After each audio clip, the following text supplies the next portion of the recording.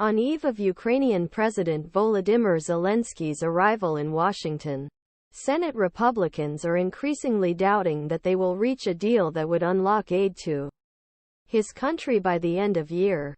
Aid Ukraine has been linked to talks a border deal, and senators said Monday they were no closer reaching an agreement on the issue, which would push work the $111 billion package President Biden has requested into 2024. The package would cover this topic.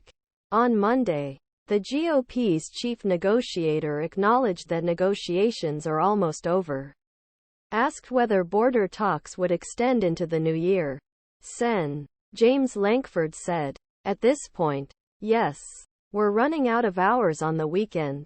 He added, "The Senate is scheduled leave town by end of the week and House leaves day early, giving negotiators only days to reach a deal. It's something that both sides see as huge, if not impossible, hill climb." Even after weekend talks, Democrats say they made slow progress over weekend as the White House became more involved in issue. Sen. Chris Murphy, who is leading negotiations for Democrats, told reporters that discussions will continue throughout the week and senators will continue to push for a conclusion. But Lankford complained that weekend's talks were largely between Democrats and the White House, saying he was not involved and that talks between all parties should take place in coming days. "We are in a bit of a pause," Sen. John Thune said Monday. The trial will be a significant loss for Zelensky, who came to Washington as a last-ditch effort to gain support. Zelensky will address senators Tuesday morning and hold separate hearings with Biden and Speaker Mike Johnson, who have signaled support for a new round of aid despite being tied to border talks.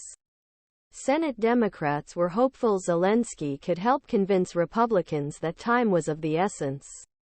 Senate Majority Leader Chuck Schumer argued that Zelensky's third visit to Washington will be his most important visit. Sen.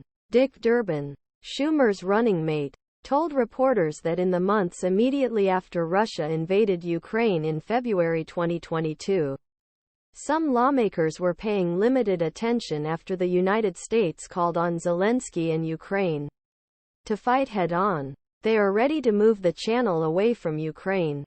I think that's unfair and unrealistic," Durbin said. Republicans said they wanted to hear from Zelensky but dismissed the possibility that he might change their minds. "Obviously, we want to hear what's going on," Lankford said, pointing to what Ukraine's partners around the world are doing to help fight the war.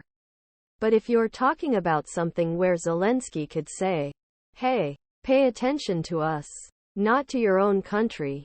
No," Lankford said. Vance was even more blunt, saying he was offended by the visit.